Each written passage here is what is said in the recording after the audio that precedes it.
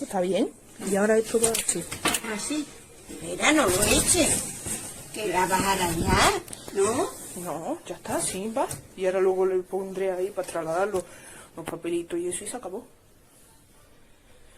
Mira, pues no está nada mal. Pesa con cojones, ¿eh? Hombre, Ahora le tienes pesa, que poner pesa. papeles. Sí.